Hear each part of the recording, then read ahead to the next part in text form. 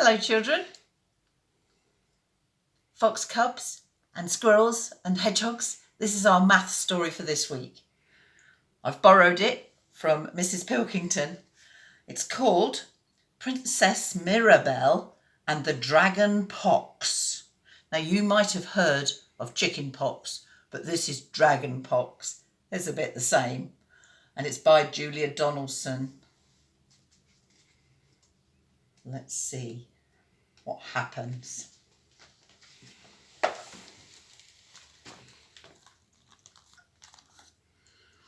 Ellen had chicken pox. She was covered in spots. "You mustn't scratch them," said Mum. Ellen put on her right slipper. She'd lost the left one. And she went to look at her spots in the bathroom mirror. The spot on her nose was so itchy, surely a tiny little scratch wouldn't do any harm. Ellen lifted her finger up to her nose.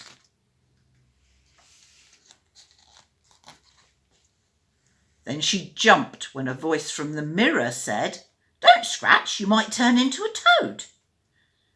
Could this really be happening? Could Ellen's reflection really be talking to her? Before Ellen could reply, the mirror girl went on. "You've got really bad dragon pox." "No, I haven't," said Ellen. "I've got chicken pox." "And so have you.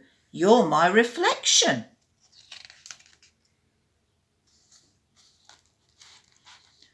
"Don't be silly," said the mirror girl.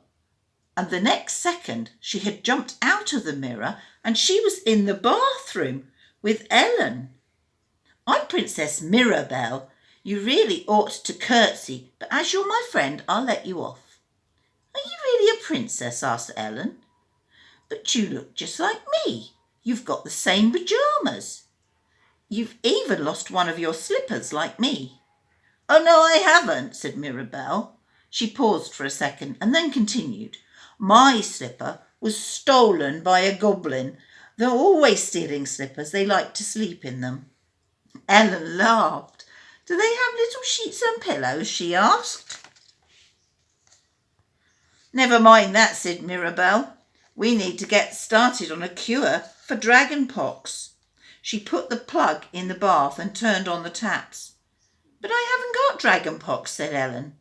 "Well, I have," Mirabell said firmly. "You see, a dragon captured me last week and carried me off to his mountain lair. Luckily, a knight came and rescued me, but when I got home, I came out in these terrible spots." "Did the knight want to marry you?" asked Ellen, but Mirabell seemed not to hear her.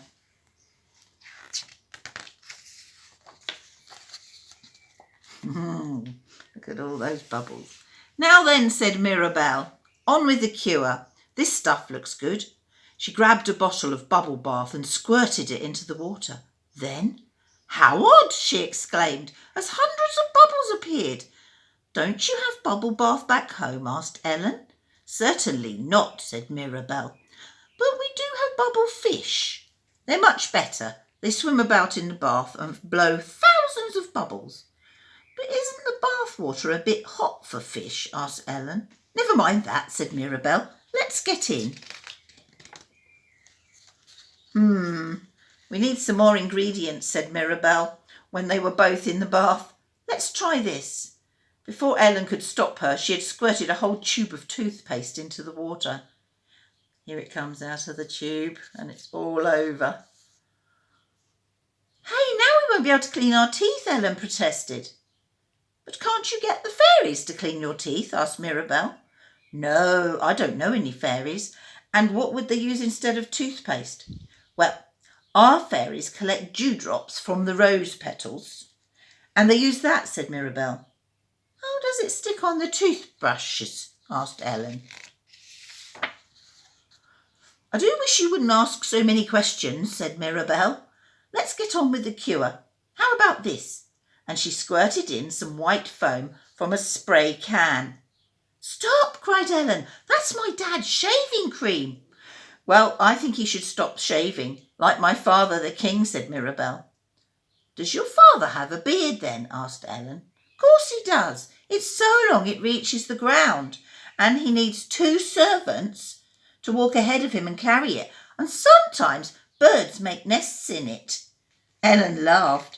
And do the birds fly in and out feeding worms to their babies? She asked. Mirabell didn't reply. Instead, she poured a bottle of shampoo into the bath. How will we wash our hair now? Asked Ellen.